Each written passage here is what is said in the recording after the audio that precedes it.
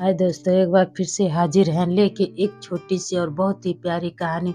I hope कि ये कहानी आप लोग को बहुत ही पसंद आएगी।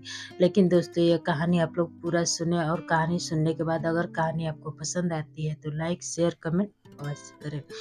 दोस्तों, एक बार एक ऋषिवर थे जो अपने गुरुकुल में अपने बहुत सारे शिष्यों को ज्ञान देते थे। उनके शिष्यों ने उनके ज्ञान से बहुत ही खुश और प्रभावित हुआ करते थे।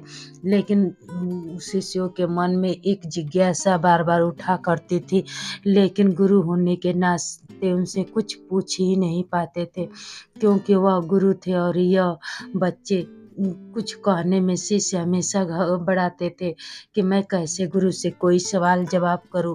लेकिन एक बच्चा था जो उसे अब रहा नहीं जा रहा था कि उसके मन में जो ख्याल आता था उसे पूछना ही चाह रहा था। आखिर अपने जिज्ञासा पर वह कंट्रोल नहीं कर पाया और खड़ा होकर अपने गुरु से कहा, गुरु जी, मैं आपसे कुछ कहना चाह रहा हूँ।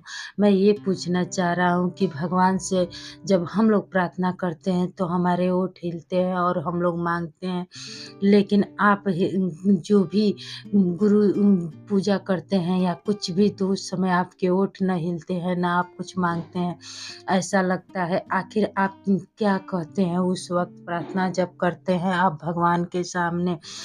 तब गुरुजी ने कहा कि मैंने तो बहुत ही पूजा किया, लेकिन जब एक बार मैंने देखा कि भगवान के सामने मांगने का क्या होता है।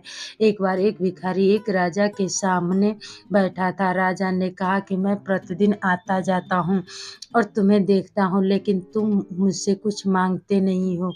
तब वह भिखारी ने बड़ा ही सुंदर जवाब दिया, सरलता के साथ कहा कि हे राजा, आप तो सब कुछ जानते हैं, फिर आप मेरी व्यथा को देखते हैं कि मैं किस स्थिति किस परिस्थिति में हूँ, फिर आपके आगे मैं क्या मांगूं। ये बात सुनकर मैं वो भिखारी के उस दिन से मेरी आंखें खुल गई और भगवान के आगे मैंने मांगना कुछ भी उचित नहीं समझा। मैं भी भगवान से कुछ नहीं मांगता हूँ, क्योंकि मैं जब भगवान के सामने खड़ा होता हूँ या बैठता हूँ वही पर्याप्त है।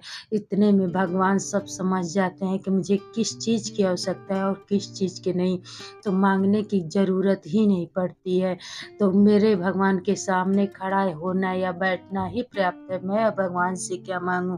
तब बच्चा ने कहा, लेकिन मुझे एक और जिज्ञासा है कि जब आप हमेशा बड़े लोग साधु संत जितने भी होते हैं गेरुआ वस्त्र क्यों पहनते हैं, इनका क्यों गेरुआ कलर होता है? तब उन्होंने कहा, यह गेरुआ कलर उस फल की तरह है जो ऑरेंज कलर होता है, जो संतरा कलर होता है। कोई भी फल, आम हो, अमरूद हो, पपीता हो, जब पकता है तब वह कलर अपना बदल देता है, यानी वह ऑरेंज कलर का होता है, संतरा कलर का था। इसका मतलब वह परिपूर्ण हो गया है, तब वह पक चुका है, वह ज्ञान से पूरी तरह से लबरेज है। तब उसकी कलर चेंज हो जाती है, इसलिए इस कलर का वही है परिणाम की वही पहनता है जो यह कलर उस पर सूट करता है। चाहे भगवान शिव शंभू भोलेनाथ हो या जगन्नाथ हो, कोई भी इस कलर का तब धारण किया जब वह ज्ञान से परिपूर्ण हो गया। तो जब शिष्यों को समझाते हुए कहा कि जब वही व्यक्ति इसको धारण करता है जो ज्ञान से पूरी तरह से परिपूर्ण हो, वही इस वस्त्र को धारण करता है। तो शिष्यों की बात में समझ में यह बात आ गई, क्योंकि उन्हें पता चल गया कि जब से फल पूरी तरह से पकता है तब संतरा कलर का होता है, उसी तरह गुरु जब ज्ञान से परिपूर्ण हो जाते हैं तब ऑरेंज कलर गेरुआ कलर धारण करते हैं। तो दोस्तों, इस कलर का अर्थ भी आपको समझ